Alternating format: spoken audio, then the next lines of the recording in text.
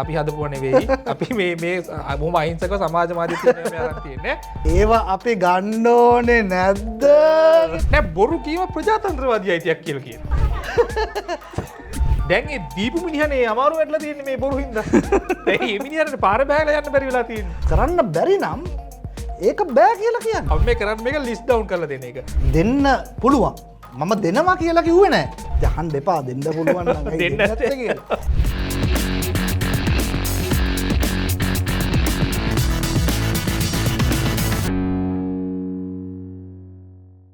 අයිබෝන් open dialogue විත් Suranga and පුබුදු. අද අපේ මීළඟ වැඩසටහන අයිබෝන් සුරංග. අයිබෝන් පුබුදු. අද මේ අපි සාමාන්‍ය සීරියස් දේවල් සීරියස් විදිහට කතා කරන channel එකක්. අද හැබැයි ටිකක් hina වෙවි තමයි මේක හෙන සීරියස්. හැබැයි hina වෙවි තමයි කතා කරන්න වෙන්නේ. කොච්චර සීරියස්ද කියලා කියනවනම් අපිට ඇති වෙන ආතතිය පොඩ්ඩක් එහෙට මෙහෙට කරගන්න තේ එකක් බොන ගමන් අපි මේක කතා කරමු. ඔව් තේ එකක් බොන ගමන් පොඩ්ඩක් අද ඕගොල්ලන්ටත් මම කියන තේ එකක් එහෙම කාර්ය හදාගෙන එන්න. මොකද මේ වැඩේ හරි ලස්සනයි. අර ෆිල්ම් එකක් බලනවා වගේ කොමඩි ෆිල්ම් එකක් බලනවා වගේ අද ප්‍රෝග්‍රෑම් එක බලන්න පුළුවන්. සුරංග මේ කතා කරන්නේ මේ අපි කියන එකක් නෙවෙයි. මේකේ තියෙන බරපතල සමාජ කතිකාවක්. Facebook එකේ, YouTube එකේ හැමතැනම තියෙන සමාජ කතිකාව තමයි පච. අපි කියන පචවත් සමාජය කියපු පචවත් නෙවෙයි. පාලක පක්ෂය පාලනයට එන්නට කලින් මැතිවරණ වේදිකාවේ කියපු පච සහ තවමත් ඔවුන් කියනා පච ගැන. නෝ.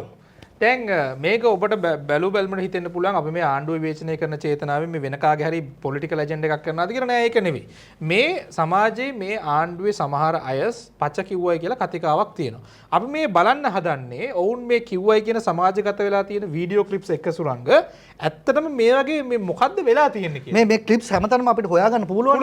YouTube එකේ බැලුවත් Facebook එකේ බැලුවත් ඕනෑම සමාජ මාධ්‍යයක මේව හරි ජනප්‍රියයි. ඔව් මේ අපි මේ මුසාවේ ගෙනියන්න ලෑස්ති වෙන්න එපා. මේවා තමයි මේ හැමතැනම තියෙනවා. හොඳේ මේ අපි හදපුවත් එඩිට් කරපුවත් නෙවෙයි. මේවා හැමතැනම තියෙනවා. ඒ නිසා මේ අපි ඉස්සෙල්ලා බලමු සුරංග ඇත්තටම මොකද්ද මේ පොඩි විශ්ලේෂණයක් කරොත් මොකද්ද මේ බොරුව පචේ කියලා කියන්නේ ඇත්තටම. පුබුදු මෙහෙමයි. මේ පචේ ප්‍රභේද දෙකක් තියෙනවා. එක ප්‍රභේදයක් තමයි හිතාමතා මිනිසුන් මුලා කිරීමේ පරම පිවිතුරු චේතනාවෙන් පරම අපවිත්‍ර චේතනාව. අපවිත්‍ර පරම අපවිත්‍ර චේතනාව. මොකක් හරි. ඒ චේතනාවෙන් කියපු පච. ඔව්. හරි. මේ පච හිතාමතා ගොතන ලද හිතාමතා මිනිසුන් මුලා කිරීමේ චේතනාවෙන් කියන ලද පච. ඔව්. තව එකක් තියෙනවා. ඒක ඇවිල්ලා අරට වඩා ටිකක් අහිංසකයි. අහිංසකවට ඒව සමාව දෙන්න බෑ. ඉතින් පච කියන එකට හැබැයි ඒවා මේ රාජ්‍ය පාලනය ගැන අවබෝධයක් නැතිකම, අත්දැකීමක් නැතිකම නිසා සුරංග මේ කිව්වට කරගන්න බැරි ඒවා. ඒවා තමයි දෙවෙනි කාණ්ඩයට අයිති වෙන්නේ. හැබැයි පුදු මෙහෙමයිනේ. දැන් අපිට ඔය ඔබ කිව්ව කාරණේට බර තබන්න පුළුවන් 100ට ඉතාමත්ම පොඩි ප්‍රතිශතයක්. මොකද බොහෝ දෙනෙකුට ආණ්ඩුකරණයේ පළපුරුද්දක් නොතිබ්බට ප්‍රධාන පෙළේ ජනතා විමුක්ති පෙරමුණේ ප්‍රධාන පෙළේ දේශපාලන සභකින්ට පාර්ලිමේන්තු මන්ත්‍රීවරුන් විදියට පහුගිය කාලේ පුරාවටම මේ සම්ප්‍රදාය පිළිබඳ පළපුරුද්දක් තිබුණා. ඔවුන් විවේචනය කරා ඇතැම් අවස්ථාවලදී සහයෝගය දුන්නා. මේ පළපුරුද්දක් නැහැ කියන එකට අපිට බර තබන්න පුළුවන් ඉතාමත්ම ස්වල්ප ප්‍රමාණයක්. ඔව් අනිත් එක ආණ්ඩුවේ හිටියනේ සංධාන 2004 සංධාන ආණ්ඩුවේ හිටියා. ඒ සැරේ පාර්ලිමේන්තුවේ හිටියා සුරංග 37ක්ද කොහෙද හිටියා. ඒතර ඇමති දුර 4ක් කරා නියෝජ්‍ය ඇමති දුර 4ක් කරා. ඉතින් ඒ නිසා එහෙම අපිට කියන්න බෑ. හැබැයි කොහොම හරි ඒක එක අතකින් එහෙම අර්ථකථනය කරන ගමන් හරි. වැඩේ මේකයි. දැන් සුරංග මේ පච කතාව පටන් ගත්ත තැන මතකද ඔබට? මං හිතන්නේ මං නිවැරදි නම් උගන්ඩාවේ ජනාධිපතිවරයා හිටපු ජනාධිපතිවරයාගේ මහින්ද රාජපක්ෂ මහත්මයාගේ සල්ලි තියෙනවා අපි කිව්ව අර කෑ ගහලා කිව්වා ඒවා අපි ගන්න ඕනේ නැද්ද කියලා. ඒක තමයි. අපි එතනින් පටන් ගමු. එතන මොකද්ද වෙලා තියෙන්නේ කියලා අපි ඉස්සර බලමු. ඔන්න බලන්නකො මේ ආයි කියන්නේ අපි හදපුව නෙවෙයි. අපි මේ බොහොම අහිංසක සමාජවාදී තියෙනවා මේ අරන් තියෙන්නේ. ඔන්න බලන්නකො නිලන්ති කොට්ටහච්චි മന്ത്രിතුමිය කියන කතාව. හොරකම් කරපු සල්ලි දැන් තියෙනවා උගන්ඩාවේ. අපිට ඒවා ගන්න ඕනේ නැද්ද? ඒවා අපි ගන්න ඕනේ. එහෙනම් අපි උගන්ඩාවේ තියෙන සල්ලි නැවත අපේ රටට ගේන්න ඕනේ නැද්ද කියලා අහපු ප්‍රකාශය. ඒකට මේ ප්‍රකාශය කරන මොහොතේත් මට පූර්ණ අවබෝධය තිබුණා තෝමස් ඩිලාරෝ සමාගම මුදල් මුද්‍රණය කරන බලපත්‍ර සහිත ආයතනය විසින් උගන්ඩා රාජ්‍යයට යැවීම සඳහා මුද්‍රණය කරපු යම් මුදල් නෝට්ටු ප්‍රමාණයක් රැගෙන යාම සිද්ධ කරා. ඒක තමයි මේ මං හිතන්නේ සමාජයේ විසින් අර කතිකාවකට ලක් කරගත්ත පුවත. හැබැයි මේක තෝමස් ඩිලාරෝ සමාගම විසින් කරපු ඇනවුමකට අනුව කරපු මුද්‍රණය කරපු මුදල් බුදුන් ඔක තමයි කාරණා. ඔක තමයි අපි කිව්වේ ඔය හිතාමතා බොරු කිව්වා. ජනතාව ඇන්දුවා කියලා කියන්නේ ඔන්න ඔය වගේ කාරණාවල් හින්දා. ඒ කියන්නේ දැනගන්නේ බොරුව කියලා ඒක නේද මේකේ බරපතලකම ඇත්තටම පළවෙනි ප්‍රකාශෙත් නෙවෙයි. අපි හිතමුකෝ හරි අවංකව තමන් හිතනවා හිටපු ජනාධිපති මහින්ද රාජපක්ෂගේ හරි උගන්ඩාවට සල්ලි ගෙනිලා දෙනවා මේක හොයන්න ඕනි කියලා. හැබැයි මේක ගැන ආණ්ඩුව දිනුවට පස්සේ අහනකොට මේක මම හිතන්නේ මේ එයාපෝට් එකේ දැරි කොහෙද හරි හෝටල් එකේ දැරි කොහෙද හරි ආපු එකක්. මෙතුමිය කියනවා නෑ මට පූර්ණ අවබෝධයක් තිබ්බා ඒ වෙලාවෙත් මේ තෝමස් ඩිලාරෝ කියන සමාගමේ සල්ලි ටිකක් තමයි මේ උගන්ඩාවට යව්වේ කියලා. එතකොට එහෙනම් ඇයි එහෙම එකක් කිව්වේ? ඒක තමයි අර අපි කිව්වේ අර බර තබන්න පුළුවන් වැඩිපුර මේ හිතාමතා ජනතාව නොමග යැවීමේ චේතනාවෙන් කිව්ව බොරු කියලා. විශේෂයෙන්ම මේ කොටහචි මහත්මිය අපි දැක්ක මේ පහුගිය කාලේ මහින්ද රාජපක්ෂ මහත්මයාගේ බලකඳවුර තුලත් අපිට අවස්ථා කීපයකදීම දකින්න ලැබුණා. ඔව්. දැන් මේකේ සුරංග දැන් ඔය දැන් හරි දෙකයිනේ දැන් ඔන්න දෙවනියට කිව්වා මම දැනගෙන තමයි බොරුව කිව්වේ කියලා. මේ තව ටිකක් ඉස්සරහට යනවනේ මෙයා. එයා ගිහිල්ලා මොකක්ද දන්නවද කියන්නේ? නෑ බොරු කීම ප්‍රජාතන්ත්‍රවාදී අයිතියක් කියලා කියනවා. ඒක මම හිතන්නේ ඒක අපේ දැනුම් පරිචය ඒක ප්‍රමාණවත් නෑ ඒක විග්‍රහ කරන්න. මොකද අපි දන්නේ නෑ ඒක විග්‍රහ කරන්න. මොකද කොතනද තියෙන්නේ ප්‍රජාතන්ත්‍රවාදී අයිතියක් විදියට බොරු කියන්න පුළුවන් මිනිස්සු මුලා කරන්න පුළුවන් කියන කාරණේ කොතනද තියෙන්නේ කියලා කියන්න තරම් අපේ දැනුම ප්‍රමාණවත් නැහැ. බලලා දෙමුද? බලමු. ඔබට පූර්ණ අයිතියක් තියෙනවා ඕනම ඇත්තකදී වුණත් එය බොරුවක් කියලා කියන්න. ඕනම බොරුවකදී වුණත් ඒක ඇත්තක් කියලා කියන්න ඔබට අයිතිය තියෙනවා. ඒක ප්‍රජාතන්ත්‍රවාදී අයිතිය. සමහරව අපිට චෝදනා කරනවා අපි මැතිවරණ වේදිකාවල බොරු කියලා තමයි ජනාධිපතිවරයා ජනාධිපති පුටුවේ තිබ්බා කියලා. අනුර කුමාර දිසානායක ජනාධිපතිවරයා ඒ පුටුවේ ඔසවා තබන්න අසත්‍ය කියලා ජනතාව මුලාවේ දමන්න කිසිම උවමනාවක් තිබෙත් නැහැ. එහෙම කරන්න ඕනෙත් නැහැ. ඕන නැත්නම් ඇයි කළේ? ඒක තමයි අපිත් අහන්නේ. ඕන නැත්නම් ඇයි මේක කළේ? දෙයියනේ දැන් මේක දැන් අපි හිතමු සුරංග මෙහෙම. දැන් අපි ඔබේ මගේ පුද්ගලික දේශපාලන මතවාද මෙතෙන්ට වැඩක් නැහැනේ. අපි කියමු කෙනෙක් හිටියා ජාතික ජනබලවේගයට ඡන්දේ දීපු. දැන් ඒ දීපු මිනිහනේ අමාරු වෙట్లా තියෙන්නේ මේ බොරු හින්දා. දැන් මේ මිනිහට පාර බෑගලා යන්න බැරි වෙලා තියෙන්නේ. ඔබ අර කිව්ව කාරණාව යලිත් මතක් කරන්න ඕනේ. මම හිතන්නේ මේ වැඩසටහන කිරීම එහෙම නැත්නම් මේ පච ටික එක පෙළට ඉදිරිපත් කිරීම තුළින් කොයි වෙලාවකවත් අපි ආණ්ඩුව විවේචනය කරන්නවත් ආණ්ඩුව පවස්ථාවයට පත් කරන්නවත් කිසිම බලාපොරොත්තුවක් නැහැ. මොකද හේතුව අපිට අවශ්‍ය කරන්නේ පැහැදිලිවම මේ දැන් මේවා ඔක්කොම කියලා ඉවරයි. හරි කියලා ඉවරයි. ඉවරයි තමයි. හැබැයි මේක තවදුරටත් කන්ටිනියු කරන්න එපා. ඔව්. දැන් මේ කියපු දේවල් මිනිස්සුන්ට කරලා පෙන්නන්න. කරන්න බැරි නම් ඒක බෑ කියලා කියන්නේ. එතකොට මිනිස්සු තවදුරටත් මේ ගැන කතා කරන එකක් නැහැ. නෑ අනිවාර්යෙන්. ඉතින් ඒ නිසා තමයි අපි මේ වැඩසටහන අද කරන්නේත් මේක ගැන මුළු සමාජයටම අවබෝධයක් එන්න ඕනින්ද සුරංග. මොකද මේක තැන් තැන් වල කතා වලට කරාට කවුරුත් මේක ලිස්ට් ඩවුන් කරලා නැහැ මෙච්චර කාල. අපි මේ කරන්නේ මේක ලිස්ට් ඩවුන් කරලා දෙන එක. දැන් ඊළඟට යන්න මේ අර ප්‍රසිද්ධ මේ ලක්ෂ 12 කාර් එකේ කතාවට. අපේ ඒ වගේ මන්ත්‍රීතුමා දැන් මේක ගැන එක එක අර්ථකථන තමයි කතාව අහලමුද ඉස්සෙල්ලා. කතාවාලිමු. පිටරට මාස එක පඩියකින් පුළුවන් වාහනයක් ගන්න හොඳ වාහනයක්. අපේ රටේ උපන්දා ඉඳලා මැරෙනකම් සල්ලි එකතු කරත් යන්තම් පුළුවන් ට්‍රැක්ටර් එක රෝදයක් ගන්න. ලංකාවේ. විට්ස් කාර් එකක් ජපානයේ ලක්ෂ 12ට ලංකාවට ගෙනත් දෙන්න පුළුවන්. ලක්ෂ 12ට හොඳ විට්ස් කාර් එකක් ගේනවා නම් ඔයාලා හැමෝටම ගන්න පුළුවන්. හැබැයි කාර් එකට බද්දක් ගන්නවා ලක්ෂ 70යි 80යි. වාහන මිල වැඩි හින්දා නෙවෙයි ගන්න බැරි. මේ තක්කඩි 15ක හින්දා ගන්න බැරි. අපි සහතික කළා කියනවා ලංකාවේ හැම ගෙදරටම වාහනයක් ගන්න පුළුවන් ආර්ථිකයක් හදනවා. දැන් සුරංග දැන් මේකේ නලින් හේවගේ මන්ත්‍රීතුමා පස්සෙත් මේක තැනක කිව්වා මම කොහෙවත් කියලා නෑ ලක්ෂ 12ට විච් කාර් එකක් ගෙනල්ලා දෙනවා කියලා. හරිද? එතුමා එහෙම අපි කියමුකේ වචනේ කියලා නැහැ කියලා. හැබැයි දැන් මේ ප්‍රකාශය එතුමා කියන්නේ ජපානයෙන් අද ලක්ෂ 12ට කාර් එකක් ගේන්න පුළුවන්. ලක්ෂ 60ක 70ක බද්දක් ගහනවා. ඒ බද්ද හින්දා ඔබට වාහනේ ගන්න බැරි කියලා. ඉතින් මේ නොකිය කියන්නේ අපි ආවොත් මේ බද්ද අයින් කරනවා මේ ගන්න පුළුවන් කියලා මට තේරෙන්නේ එහෙමයි. ඔව් එහෙම නිර්වචනය කරන්නත් පුළුවන්. ඒ වගේම අර ඔබ කිව්ව අනිත් විදිහට නිර්වචනය කරන්න පුළුවන්. විශේෂයෙන්ම දැන් දෙන්න පුළුවන්. මම දෙනවා කියලා කිව්වේ නැහැ. ඔන්න පුතේ මම දෙනවා කිව්වේ නැහැ. පටල ගන්න එපා. දෙන්න පුළුවන්. අහන්න එපා දෙන්න පුළුවන් නම් දෙන්න නැත්තේ කියලා. එහෙම දෙන්න බෑනේ. දැන් මේ රටේ තියෙන තත්ත්වෙත් එක්කලා ඉතින් ඒ වගේ මහත්තයා කියපු කතාවේ එහෙම අර්ථකථනයක් තියෙන්නත් පුළුවන්. ඒ අර්ථකථනයට આવත් හැබැයි මරු සුරංගනේ අපිට ඕන එකක් ඒ ගොරට දාලා ෂේප් වෙන්න පුළුවන්. ඒක ඕන එකක් පුළුවන් නේ. දැන් ඕන එකක් පුළුවන්. මට මේ වෙලාවේ ඕනනම් මේ සිංගප්පූරුවට ගිහිල්ලා එන්නවත් පුළුවන්. යන්නේ. පුළුවන්. හරි. දැන් ඕකේ ඔය ටික අපි කියමු. දැන් මේ ඕකත් එක්ක සුරංග මට මේ තව එකක් මතක් වුණා මේකේ මේ ඔය කොට්ටහච්චි මහත්මියගේ කතාව එක්කම අර මේ ඔය ඩොලර් කතාවක් ගියානේ මේ දැන් පහුගිය ආණ්ඩු කාලේ ලංකාවට ඩොලර් එන්නේ නැහැ කියලා කිව්වනේ. එවන්න එපා කියලාත් සමහර කිව්වා. මේ ආණ්ඩුව වලින් දූෂණය කරනවා වංචා කරනවා එවන්න එපා එහෙම කියලා කිව්වා. එතකොට මේ ඩොලර් සම්බන්ධ කතා දෙකක් තිබ්බා. හරිද?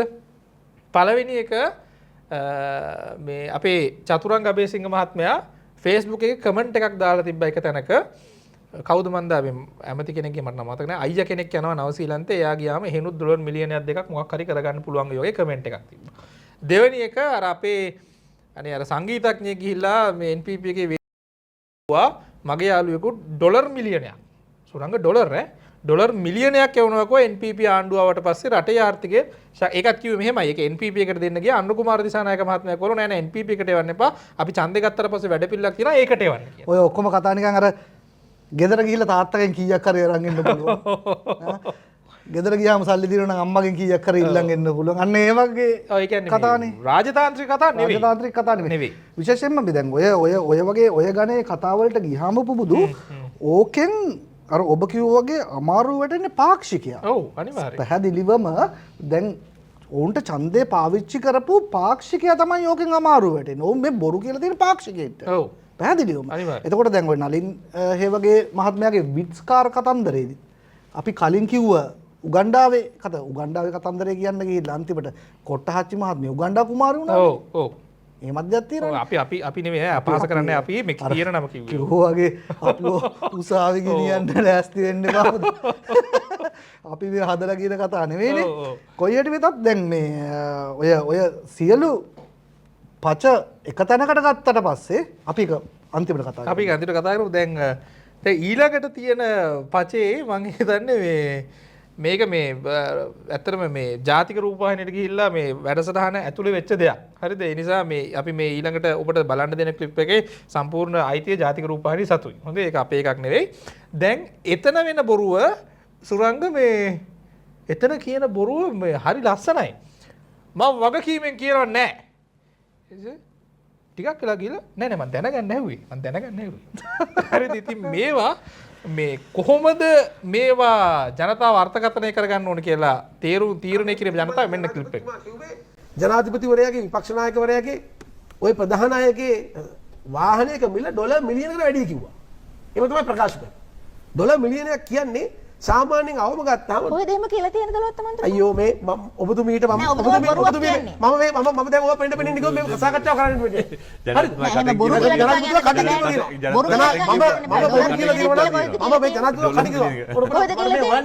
මම කියන ඒවා බොරු නම් මුකුත් පේන්නේ නැහැ දැන්. මම බොරු කියන ඕගොල්ලන්ට බොරු කියලා යනවා අනේ ඔහේ. බොරු නම් මේ රටේ ජනතාවට ඇති තරම් බලද. මම ඉල්ලීමක් කරනවා හෙට උදේට සමාජ මාධ්‍ය මේල ප්‍රශ්න අහන්න පුළුවන්. දැනගන්න ඕනේ. ඔබතුමාට කාලේ හම්බෙනවා. ප්‍රශ්න වලට යන කාලේ ඔබතුමාට හම්බෙනවා. මිලියනයක් වටින වාහන ජනාධිපතිවරයා හිටපු ජනාධිපතිවරු පාවිච්චි කරා කියලා කොහෙද කියලා තියෙන්නේ? කොහෙද? මම බොහොම වගකීමෙන් කියන කොහෙවත් එහෙම කියලා නැහැ. ඔයාලට පෙන්නන්න පුළුවන් මේ අපේ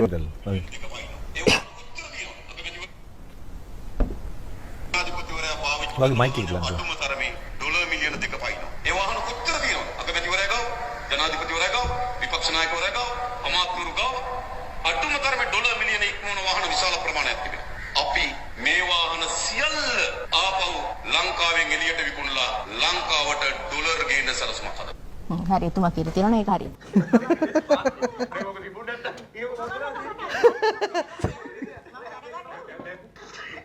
පුබුදු මේ වගකීමෙන් කියලා තින්නේ.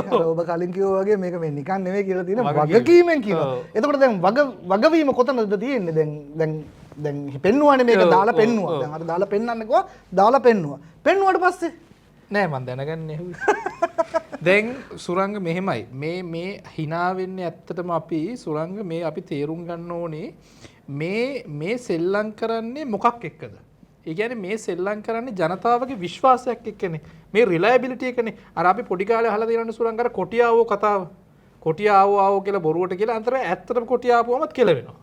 දැන් මේ කරගන්න හානියේ තරම තමයි මේ. දැන් ඊළඟ මැතිවරණයකදී ගිහිල්ලා ඇත්තක් කිව්වත් අන්තිමට වෙන්නේ මිනිස්සු දානවා මේ කැටගරි එකට. මේක බරපතල ප්‍රශ්නයක්. බරපතල ප්‍රශ්නයක් කියන්නේ පොබුදු මේ වෙනකොට ජාතික ජනබලවේගය විශේෂයෙන්ම මාලිමාවේ මේ කඳවුරේ කියන්නේ ජනතා විමුක්ති පෙරමුණ කියන කඳවුරේ ඇතැම් මන්ත්‍රීවරුන්ට රූපවාහිනී සාකච්ඡා හෝ වෙන යම් සාකච්ඡාවක් සඳහා ගෙන්න ගන්න අමාරු තත්ත්වයක් වෙලා තිනවා. ඔවුන්ට එන්න අමාරු තත්ත්වකුත් තියෙනවා. මට මේක දැකම මතක් වුණේ සුරංග මේ එක කෙනෙක්ට හරිද පක්ෂයෙන් මොකක් හරි වැඩක් මම හිතන්නේ කොහේ හරි කියලා ඇති යන්න එපා කියලා. හරිද? එයා ඒක ඇවිල්ලා මීඩියා එකට කිව්වා. මට යන්න එපා කියලා තියනවා කියලා. හරිද? ඉතින් ඒ තත්ත්වෙට මේක ඇවිල්ලා තියෙන්නේ. කොහොම හරි මේ දැන් මේ තව දෙයක් මම කියන්න ඕනේ සුරංග දැන් සමාජයේ මතයක් තියෙනවා මේ NPP ඒ කියන්නේ මේ අපි කියන්නේ අර අලුතෙන් ආපු නැත්තම් වැඩි අත්දැකීම් නැති අය තමයි මේ බොහෝ විට මේ වගේ ප්‍රකාශ කරන්න කියලා සමහරු කියනවා. පුදු මට ඔයිට කලින් කාරණාවක් කියන්න ඕනේ අතටම. දැන් මේ බොරු කීම ගැන අපේ දේශපාලඥයින්ට දැන් පොදුවේ මේක ජනතා විමුක්ති පෙරමුණට විතර නෙවෙයි පොදුවේ බොරු කීම පිළිබඳව අපේ ඉතිහාසය හරි අපි ජනප්‍රියයි අපේ දේශපාලන. අනිවාර්යයෙන්. එතකොට 1994 දී චන්ද්‍රිකා බණ්ඩාරනායක කුමාරතුංග මහත්මිය ජනාධිපතිවරිය බවට පත් උනේත් බොරු පොරොන්දුවක් දීලා. විධායක ජනාධිපති ක්‍රමය අහෝසි කරනවා කියන පොරොන්දුව යටතේ. ඒ වගේ කාලෙන් කාලට එක කට්ටිය පොරොන්දු දුන්නා. මහින්ද ජනාධිපතිතුමත් එහෙමනේ. තුමත් කෝ විධායක ජනාධිපති අහෝසි කරනවා කියලා. මෛත්‍රීපාල සිරිසේන මහත්තයත් කිව්වා. ඕ වගේ පොරොන්දු දිදී තමයි එන්නේ. ප්‍රශ්නේ තියෙන්නේ පුදු දැන් 1994 2004 2014 2024 ඔව් හරි එතකොට මේ දශක කීයක් අපේ මිනිස්සු මේ බොරුවට රැවටිලා තියෙනවද? දැන් මේකේ තියෙන ඛේදනීය තත්ත්ව සුරංග දශක කියන්නේ ඔය අවුරුදු 70ක ශාපය බොරුව දූෂණය වංචාව මේවට විරුද්ධව අපි අරගලයක් කරානේ සුරංග අපේ රටේ. අරගලයක් කරලා හිටපු පාලකයව අපි එලෙව්වනේ. එලවලා ඊළඟට ව්‍යවස්ථාවෙන් පත් වුණු පාලකයාත් ඊළඟට ආපු ඡන්දෙන් එපා කියලා බහුතර බලයක් දීලා 159ක් තුනෙන් දෙකකුත් දීලානේ මේ ආණ්ඩුව අපි පත් කරගත්තේ. එතකොට එතන මහා බරපතල විශ්වාසයක් තිබ්බනේ. ඒ විශ්වාසය තිබ්බේ ඔබ ඔය කිව්වා දශක ගණනාවක් රැවටුණු රැවටිල්ල මෙතනින්වත් ඉවර වෙයි කියලානේ. අනේ මන්ද. විශේෂයෙන්ම අර ඔබ මතක් කරපු කාරණය දැන් ජනාධිපතිවරණය තිබ්බා. ජනාධිපතිවරණයට කලින් අනුර කුමාර මහත්තයා ඇතුළු ජනතා විමුක්ති පෙරමුණේ සමාජිකයින් ස්ටේජ් එකට නැගලා කිව්වේ මොකද්ද? උනුත් එකයි මුනුත් එකයි අපිට දෙන්න අපි මේක කරලා පෙන්නනවා. මාස 6න් රට හදලා දෙන්නම් කියලා කිව්වා. හරි? මාස 6න් දින වකවානුත් එක කිව්වා. රට හදලා දෙන්නම් කියලා කිව්වා. ඒක විශ්වාස කරලා හරි අපි දෙන්නම් කියලා මිනිස්සු දුන්නා. ඊට පස්සේ මහමැතිවරණය. මහමැතිවරණයේදී මොකද්ද කිව්වේ? අරක විතරක් මදි. විධායකයෙ විතරක් මදි. අපිට ව්‍යවස්ථා දායකයෙක් ඕනේ. ඒකින්ද අපිට 3/2 බලයත් එක්ක ව්‍යවස්ථාව දෙන්න. පාර්ලිමේන්තුව දෙන්න කිව්වා. දුන්නා. ඒකත් දුන්නා මිනිස්සු. මිනිස්සු හිතුවා හරි විධායකයෙක් දුන්නා. ව්‍යවස්ථාදායකයේ අවශ්‍ය කරන දේවල් කරන පාර්ලිමේන්තුවේ 3/2 බලයක් දුන්නා. දැන් මිනිස්සු විශ්වාස කරා මෙතනින් ඉස්සරහටවත් මේක මේගොල්ලෝ කරයි කියලා. ඊට පස්සේ මිනිස්සු කිව්වා හරි ඔන්න අපි දැන් දුන්නානේ. දැන් අපිට දෙන්නකෝ අපිට රස්සාවල් දෙන්නකෝ. අපිට තෙල් මිල අඩු කරලා දෙන්නකෝ. අපිට විදුලි බිල අඩු කරලා දෙන්නකෝ. දැන් ඕගොල්ලෝ ඉල්ලපු කොන්න අපි දුන්නා. දැන් අපි ඉල්ලනේව දෙන්නකෝ. ඔතන තමයි නැවතුනේ. ඕක දී ගන්න බැරි වෙච්ච හින්දා තමයි අර අපි එදා කතා කරපු අර පළාත් පාලන මැතිවරණයේ ප්‍රතිඵලය ඒ විදිහට වෙනස් වුණා. ඔව් කියන්නේ ඒ ටික නොදී මිනිස්සුන්ගෙන් ආයි ඉල්ලුවා ඊළඟ අපිට පළාත් පාලන ආයතනයක් දෙන්න කියලා මිනිස්සු කිව්වා නෑ මේ අපි ගෙදර ඉන්නම් පොඩ්ඩක්. ඔයාලා තව ටිකක් කරන් යන්න කොහොම කියලා මිනිස්සු ෂේප් එකේ පැත්තට හිටියා ගොඩක්. සමහරව අනිත් පැත්තට හැරිලා තිබ්බා. හරි. තව තියෙනවා මේකේ ලිස්ට් එක. අපි ඔය දෙක තුනක් එකපාර ප්ලේ කරනවා. ඔව් දෙක තුනක් එකපාර ප්ලේ කරගමු නැත්නම් මේක අපිට හරි අමාරුයි. දැන් ඒගොල්ලෝ කියනවානේ මේ අපි බොරු කියලා බලය ගත්තා කියලා. නෑ අපි කිසි බොරුවක් කියලා නෑ. අපි අභියෝග කරන්න පුළුවන් නම් ඒගොල්ලන්ට අපි ජනතාවට කිව්ව එක බොරුවක් පෙන්වන්නකො මොකද්ද කියලා. ජාතික ජනබලවේග රජයක් ඇතුලේ අනිවාර්යයෙන් ආණ්ඩුව හදලා සතියක් යනකොට 60 70ක් නම් ඇතුළට දාන එක දානවම තමයි. උගන්ඩාවේද සීසෙල්ස් වලද ලොස් ඇන්ජලිස් වලද බ්‍රවුන්සිල් වලද මේ රට පුරා මැද මුලනේද කොල්ලු පිටියේද මේ මහජනයාගේ ධනෙ හොරක් කර ඔක්කොම පවර ගන්නවා. ඒක කරන්න පුළුවන් කාටද? ඒක කරන්න පුළුවන්කම තිබෙන අපේ රටේ දූෂණයට සම්බන්ධ නොවුණු දූෂිත නොවුණු ව්‍යාපාරයකට විතරයි. ඒ නිසා අපි ජනතාවට යෝජනා කරන්නේ උගන්ඩාවේ ධනෙ පවරා ගන්න පුළුවන්කම තිබෙන්නේ අදූෂිත දේශපාලන ව්‍යාපාරයක් වට ඒක රාශි වීම පමණයි. වතුකම්කරු ජනතාව පහුගිය දවස්වල රුපියල් 1000ක් බොහොම අමාරුවෙන් අරගල කරලා දිනාගත්තා. අද රුපියල් 1000න් දවසට ජීවත් වෙන්න පුළුවන්. අවම මාසෙන් රුපියල් 2000ක්වත් එන්න ඕනේ වතුකම්කරුවගේ වැටුප. දැන් පෙට්‍රල් 95 වරායට ගේන්නේ 99.79ට විකුණන්නේ 184ට. ඒතර 1 ලීටරකින් රුපියල් 84ක් අය කරනවා. ඒකේ තියෙනවා බද්ද රුපියල් 60ක්. ඉතින් ආණ්ඩුවට පුළුවන් ඕන නම් මේ වෙලාවේ හරි තෙල් සංස්ථා පාඩු ලබනවා ඩොලර් නැහැ. ඒක හින්දා අපි මේ වෙලාවේ තෙල් මිල වැඩි කරනවා. හැබැයි අපි මේ බද්දෙන් අඩු කරනවා. මේ බද්දෙන් භාගයක් අඩු කරත් අශෝක මහත්තයෝ ආයි පරණ තිබුණ ගානට තෙල් දෙන්න පුළුවන්. රුපියල් 60ක් හැම ලීටරයකින්ම එකතු කරගන්නවා. ඒ එකතු කරලා රුපියල් 8.74ක් ලාභ තියෙනවා ආණ්ඩුවට. ඩීසල් වලත් එහෙමයි. ඩීසල් වල ගත්තොත් වරායට ගේන්නේ 94ට විකුණන්නේ 111ට. බද්ද තියෙන රුපියල් 13ක්. ඒ රුපියල් 13 බද්ද අයින් කරොත් ආයි හිටපු 104ට දෙන්න පුළුවන්. 8ක කොමිස් එකක් ඇමතිට කියලා සුප්‍රසිද්ධ කතා තිබුණා. අපේ ඇමතිලාට 8 කොමිස් නෑනේ. එතකොට බිත්තරේ ඉබේම 8ක් අඩු වෙනවා. ඉතින් එතකොටම දැන් හරි සරල පැහැදිලි කිරීමක් තියෙනව නේද මෙතන? බිත්තරේ 8ක කොමිස් නැති වෙනකොට 8ක 10ක රුපියල් 10ක බිත්තරේ අඩු වෙලා තියෙනවා කියන එක හරි සරල සූත්‍රයක් තියෙනවා. අද ආහාර ගන්න බැරි, දරුවන්ට අධ්‍යාපනය දෙන්න බැරි, බෙහෙත් ගන්න බැරි හැම පවුලක්ම ආණ්ඩුව බලා ගන්න උනා. අපේ ආණ්ඩුව අඩුම ගාන හොඳයි. එහෙම පවුලකට රුපියල් 10000ක් දෙනවා මාසෙට. අමාරුම නම් 15ක් දෙනවා. ජාතික ජනබලවේගයේ ආණ්ඩුව පළවෙනි අයවැල්ලේ කෙනින්ම ආහාර පාන සඳහා තියෙන වැඩ බද්ද අයින් කරනවා. අපි සෞඛ්‍ය සේවා සෞඛ්‍ය උපකරණ සඳහා ගාලා තියෙන වැඩ බද්ද මුළුමනින්ම අයින් කරනවා. අධ්‍යාපන සේවා සඳහා ගාලා තියෙන බද්ද මුළුමනින්ම අයින් කරනවා. ඊළඟ විදුලි බිල 3න් 1කින් අඩු කරනවා. තෙල් මිලත් අඩු කරන්න පුළුවන්. අපි සැලසුම් හදලා තියෙනවා. එතන මොකද වෙන්නේ? එතන ජනතාවට ආහාර තියෙනවා, බෙහෙත් තියෙනවා, විදුලිය ලයිට් දාන්න පුළුවන්, සාමාන්‍ය ජීවිතය ගත කරන්න පුළුවන්. ඊළඟ මොකද කරන්නේ? මම මේ කියන්නේ අනුපිළිවෙල නෙමෙයි ඔක්කොම එකට වෙනවා. දැන් ඒගොල්ලෝ කියනවානේ මේ අපි බොරු කියලා බලය ගත්තා කියලා. නෑ අපි කිසි බොරුවක් කියලා නෑ. අපි අභියෝග කරන්න පුළුවන් නම් ඒගොල්ලන්ට අපි ජනතාවට කිව්ව එක බොරුවක් පෙන්වන්නකො. අභියෝගය එක බොරුවක් බොරු ගොඩක් ඔන්න පෙන්නවා. හරි තවත් තියෙනවා මේ තවත් තියෙනවා. එක දෙයක් මතක් කරන්න ඕනේ පුබුදු මේ මම දැක්කා පහුගිය දවසක නලින්ද ජයතිස්ස අමාත්‍යවරයා රූපවාහිනී වැඩසටහනකට ඇවිල්ලා එතුමාගේ ප්‍රශ්න කරනවා මේ පච ඇයි මෙහෙම බොරු කියන්නේ කියලා. සහෝදර මාධ්‍යවේදියා ප්‍රශ්න කරනවා ඇයි මෙහෙම බොරු කියන්නේ කියලා. හරි. එතකොට නලින්ද ජයතිස්ස අමාත්‍යවරයා කියන මේ 4-5 දෙනෙක් ගැන කල්පනා කරලා 4-5 දෙනෙක් ගැන කතා කරලා මේ නිකන් ආණ්ඩුවම අපහසුතාවයටපත් කරන්න එපා වගේ කාරණාවක් කියනවා. හැබැයි දැන් ආණ්ඩුවේ උඩම ඉන්නේ ජනාධිපතිවරයානේ. ඔව්. ආණ්ඩුවේ ඉන්නේ උඩම ඉන්නේ ජනාධිපතිවරයා. ඒතකොට ජනාධිපතිවරයා දැනගන්න ඕනේ තමන්ගේ මේ පවුලේ හදාගන්න. තමන්ගේ දේශපාලන සගයෝ ටික හදාගන්න. දැන් එක බොරුවක් කිව්වනම් පුදු කතා කරලා මේ තමසොම් බොරු කියන්න එපා ඔය මේ අපිට මෙහෙම අපි කොහොමද මේ පාර බෑලා යන්නේ කියලා. එහෙම සහෝදරයා වුන් බොරු කියන්න එපා කියලාවත් නේ එහෙම එකක්වත් මන් දන්නේ නැහැ තියනවද කියලා අපි දැක්කේ නැහැ. මොකද දිගින් දිගටම මේ පච කන්ටිනියස්ලි අපි අහනවා. ඒක ඊළඟ කාරණේ සුරංග මේ පච පිළිබඳව දැන් අපි ඉස්සරහට එමු දැන් මේක ඉවර කරන්න ඕනේ මේ ලොකු ලිස්ට් එකක් අපි යන්න ඕනේ මේ තේරුම් නැහැ. දැන් ඊළඟට ඔය ඔබ කිව්වා වගේ මේ දෙතුන් දෙනෙක් දිහා බලලා කියන එකට එහා ගිහිලා චෝදනාව අගමැතිතුමියටත් එල්ල වෙන තැන් තියෙනවා. ඩිරෙක්ට් ජනාධිපතිතුමාටත් එල්ල වෙන තැන් තියෙනවා. මම එක තැනක් කියන්නම් ජනාධිපතිතුමා මේ හරි හිතා ගන්න බැරි විදිහට එක්තරා මැතිවරණ ව්‍යාපාරයේ එක්තරා අවස්ථාවකදී කියනවා මට මතක විදිහට දිනය ජනාධිපතිතුමා කියන එක මට මතක විදිහට 2012 ඔව් අර ලෝක විනාශ වෙනක දවස ඔව් 2012 වෙනිදා ලැම්බෝගිනි 19ක් ඔව් ලැම්බෝගිනි 19ක් ගොඩ බෑව මෙරටට ඔව් මගේ ළඟ සේරම තියෙනවා ඔව් මගේ ළඟ ඩීටේල් සේරම තියෙනවා ලැම්බෝගිනි 19ක් ගොඩ බෑව කියනවා දිනෙත් එක කියන්නේ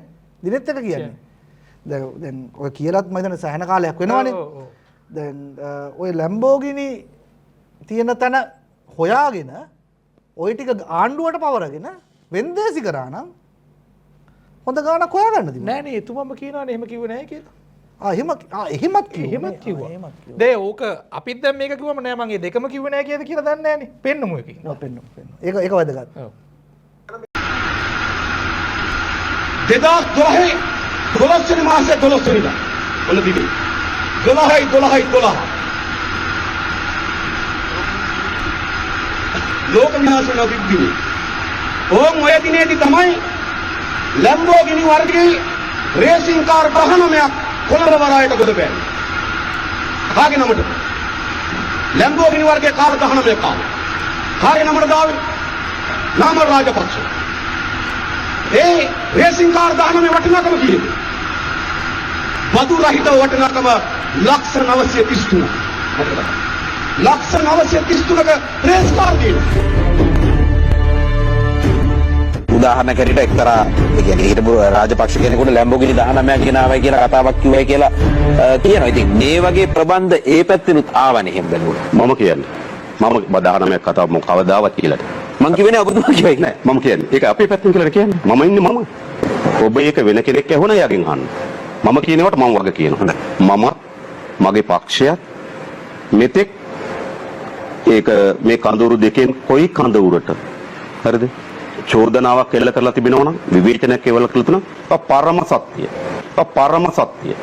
පරම සත්‍ය හරිද ඒ කිසි කරුණක් දෙගිඩියාම යුතු කරුණක් තමයි මම ඉදිරිපත් කළා නෑ තේරුණා ඒ කරුණක් පිළිබඳව මට චූටි හරි අවිශ්වාසයක් තියෙනවා මම කියලා නෑ ඒ නිසා අප විසින් කියලා තියෙන සෑම කරුණක්ම සත්‍ය කරුණ ඒ සෑම කරුණකටම වග කියනවා ඉතින් ඕක තමයි ප්‍රශ්නේ සුරංග දැන් මේ ලැම්බෝගිනි 19 කියන කතාව එතුමම කියපු ප්‍රකාශයක හඬපටේ තියෙනවා. ඊළඟට එතුමම තව පෞද්ගලික රූපවාහිනී නාලිකාවට කියලා කියනවා නෑ මම එහෙම කිව්වේ නෑ කියලා. හරිද? ඉතින් අපි නැවත කියන්නේ සුරංග අපිට මේ වැඩසටහන කළා කාවවත් අපහසුතාවයට පත් කරන්න ඕනේ නෑ. හැබැයි අපි මේ කියන්නේ මෙහෙම ගියොත් ගිලෙන්නේ ඔබේ නැවමයි. ඔව් විශේෂයෙන්ම දැන් ආණ්ඩුවක් පත් කරගෙන ඒ ආණ්ඩුව ඉතාමත්ම කෙටි කාලයකදී කඩාගෙන වැටෙනවා කියන්නේ රටේ ආර්ථිකයට ඉතාමත් දරුණු පහරක්. ඔව්. දරුණු පහරක් මොන ආණ්ඩුවාවත් ආණ්ඩුවේ ප්‍රතිපත්ති ක්‍රියාත්මක නොකර අතරමඟදී කඩාගෙන වැටෙනවා කියලා කියන්නේ ඒක රටට වෙන අතිවිශාල හානියක්. ඉතින් මේ හානිය වළක්වා ගන්න මිනිස්සු 3/2ක බහුතරයක් එක්ක විධායකයා පාර්ලිමේන්තුව පත් කරලා දීලා තියෙනවා. හරි? එතකොට මේ පාර්ලිමේන්තුවේ වැඩක් ගන්න නීති අනපනත් නැත්තම් ඒවා සම්මත කරලා හරි මේ කියන දේවල් කරන්න බැරි අපි දන්නේ නැහැ මේ කියන දේවල් කරන්න බැරි ඇයි කියලා දැන් උගණ්ඩාව සල්ලි තියෙනවා නම් උගණ්ඩාව සල්ලි ගේන්න බැරි ඇයි කියලා දන්නේ නැහැ උගණ්ඩාව සල්ලි ගේන්න බැරි මොකක් හරි නීතිමය ප්‍රශ්නයක් තියෙනවා නම් පාර්ලිමේන්තුවේ 3/2ක් තියෙනවා අන්න 3/2 සම්මත කරලා අවශ්‍ය කරන නීති කටයුතු සම්පාදනය කරලා අරන් එන්න මේ අහිංසක මිනිස්සුන්ගේ මේ පිට බර පටවන්න එපා. ඔච්චර දේවල් තියෙනවා අරන් ඇවිල්ලා මේ ඒ ටික අවශ්‍ය කරන ඒ ටික කරා නම් මේ අපිට මෙච්චර බරපැට වෙන්නේ නැහැ ජීවිත වෙන්න. මතක විදියට සුරංග කියපු ගාන ඩොලර් බිලියන 18ක්. ඔව් පොට්ටාචි මහත්මියට කියනකොට පොඩක් කොලයක් කරලා ලියලා බලන්න කියලා. පුළුවන්ද කියලා. දැන් මේ ඊළඟට දැන් ඕකෙම අනිත් කතාව අර්ජුන් මහේන්ද්‍රගේ කතාව. අර්ජුන් මහේන්ද්‍රන්ව ගෙන්නන්න කියලා මේ බොහෝ අය කිව්වා ඇයි ගෙන්නන්න බැරි මේ එකරයින් අර මේ ප්‍රවෘත්ති ප්‍රකාශයකුත් කිව්වනේ එක්තරා മന്ത്രിවරයෙක් මේ අපි ඇවිල්ලා එදා පහවදා රෑ ජාතික රූපවාහිනියේ ප්‍රවෘත්ති ප්‍රකාශය කිව්වා മന്ത്രിවරයෙක්. හරිද?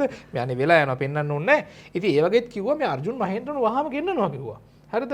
දැන් හැබැයි ඒකට පැහැදිලි කිරීමක් ඇවිල්ලා තිනවා උදර්පර නීතිය යටතේ එහෙම බෑ. යා නම වෙනස් කරලා එහෙ ඉන්නේ කියලා. අන්න ඒක තමයි මං සුරංග අර කිව්වේ සමහර දේවල් කියන තරම් ලේසි නෑ කරන්න. ඒ වගේ ප්‍රායෝගික යථාර්ථය ඊට වඩා වෙනස්. ඔන්න ඔතන ප්‍රශ්නයක් තියෙනවා කියන එක අපි තේරුම් ගන්න ඕන. අපි ඉවර කරමුද මේ වැඩේ?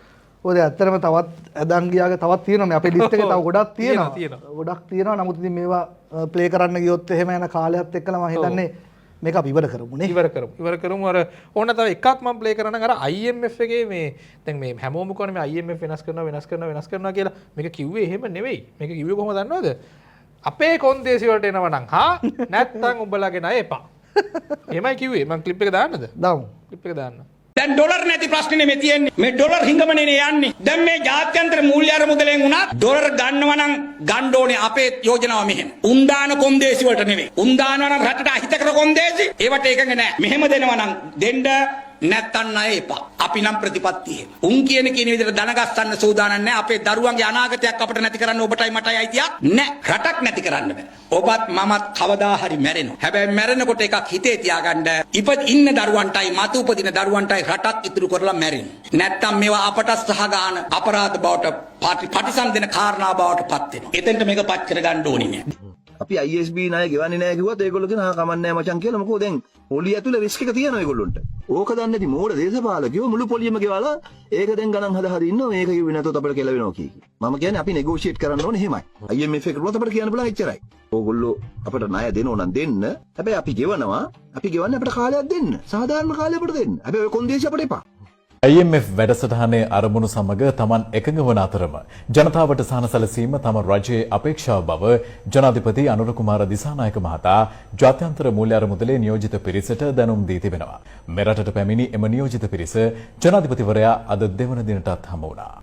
සුරංග මේ කියන කතාවට අපිත් එකඟයි. අපි දෙන්නත් එකඟයි. එයාලා කියන හැම කොන්දේසියක්ම පිළිගන්න ඕනේ. හැබැයි මේක මේ රාජතාන්ත්‍රික වැඩක් මිසක් එහෙනම් අපි එපා කියලා අපි මොකද කරන්නේ? එතන කතාවක් තියෙන බුදු IMF එක බලන්නේ දැන් තමන් සල්ලි දෙනවා. IMF එකට මොකක් හරි තියෙන්න ඕනේ තමන්ට මේ ඇෂුරන්ස් එකක් තියෙන්න ඕනේ. තමන්ට මේ මුදල් ආයි පෙරලා ලබා ගන්න පුළුවන් කියලා. එතකොට එහෙම වෙන්න නම් රට ඇතුලේ මුදල් සංසරණය වෙන්න ඕනේ. විශේෂයෙන්ම ආණ්ඩුවට මුදල් එකතු වෙන්න ඕනේ. ඒක හින්දා වුන් කියනවා අපි සල්ලි දෙන්නම් අපි ණය දෙන්නම්. හැබැයි ඔගොල්ලෝ මෙන්න මේ විදියට කරන්න ඕනේ. මේ විදියට කරලා සල්ලි එකතු කරගන්න ඕනේ. ඒකයි කාරණාව. ඒකේ නෙගෝෂියේෂන්ස් කරන්න ඕනේ කියන කාරණට අපි එකයි. හැබැයි අපි කියන්නේ මේ මට්ටමේ රාජතාන්ත්‍රික නොවන ප්‍රකාශ වලට ගිහිල්ලා මේ වැඩේ කාටවත් කරන්න බෑ. ඔව් විශේෂයෙන්ම අර මේ මම හිතන්නේ ජනතා විමුක්ති පෙරමුණම පහුගිය කාලේ කිව්වනේ ඔය සමහර മന്ത്രിවරුන් කතා කරන විදිය දැක්කාම නිකන් අර හරි බලන්න ඔයා කතා කරන පාර්ලිමේන්තුවේ බලන්න මේ කතා කරන විදිය බලන්න මේ හැසිරෙන විදිය මෙහෙම හැසිරෙන්න පුළුවන්ද පාර්ලිමේන්තුවක් ඇතුලේ? ඔව්. එහෙම ප්‍රකාශන දැන් එහෙම කියලා මෙහෙම කරනකොට ඒක කැතයි නේ. කැතයි. ඉතින් ඔන්න ඔහොමයි. තව අර කිව්වා වගේ ලිස්ට් එක ගොඩයි ඇති ඒ වුණාට මේ ටික හොඳටම ඇති. ඉතින් ඒ නිසා අපිට මේ කාවරවත් විවේචනය කරන්නවත් කාගේවත් දේශපාලන කඩේ යන්නවත් අවශ්‍යතාවයක් නැහැ. ආයිත් කියන්නේ තීරණය ඔබ සතුයි. ආණ්ඩුපත් කරන්නේ ආණ්ඩු ගෙදර යවන්නේ ඔබ. ඒ නිසා ඒ තීරණය ඔබම ගන්න. තවත් එකක් කියන්න ඕනේ. මේක කියලාම අපි නවත්තමු. අපි කොයි විදිහටවත් කැමති නැහැ පවතින ආණ්ඩුවක් පෙරලා දමන්නට කටයුතු කරන්න. එහෙමත් නැත්නම් ඒක පෙරලා දමන තැනට මිනිස්සු නිර්මාණය කරන්න අපි කොහෙත්ම සූදානම් නැහැ. මොකද හේතුව මම අර පෙර කිව්වා වගේ ආණ්ඩුවක් කඩාගෙන වැටෙනවා කියලා කියන්නේ රටට ඒක බරපතල හානියක්. ඒක නිසා කරුණා කරලා මේ පච ලිස්ට් එක තවත් වැඩි කරන්නේ නැතුව මේක තවත් ඉස්සරහට ගෙනියන්නෙත් නැතුව කියපු දේවල් කරන්න බැරි නම් මේවා කරන්න බෑ අපි මෙන්න මේ හේතු හින්දා කිව්වේ නමුත් කරන්න බෑ කියලා මෙතනින් ඉස්සරහට යන්න. තව එකක් කියලා ඉවර කරන්න. තව එකක්. බොරුවක් නෙමෙයි මේක ඇත්තක්. මේවට උත්තර දෙන්න අපි එතුමන්ලාගේ සමහරුන්ට ආරාධනා කරන්න උත්සාහ ගත්තා. මේ පාළුගේ වළම් බිඳිනව නෙවෙයි. නමුත් අපිට තාම එතුමන්ලාගෙන් එහෙම ඒ ආරාධන එකක්වත් එතුමන්ලා කවුරුත් පිළිගත්තේ නැහැ. ඒ නිසා ඉස්සරහට හරි දැන් මේ වැඩසටහන ප්‍රචාර වුණාට පස්සේ හරි මේවට උත්තර දෙන්න සහ ඔබලාගේ වැඩපිළිවෙල කියන්න ඕන වෙලාවක ඕපන් ඩයලොග් වේදිකාව ඔබ වෙනුවෙන් විවෘතයි. එහෙනම් ගිහින් එන්න.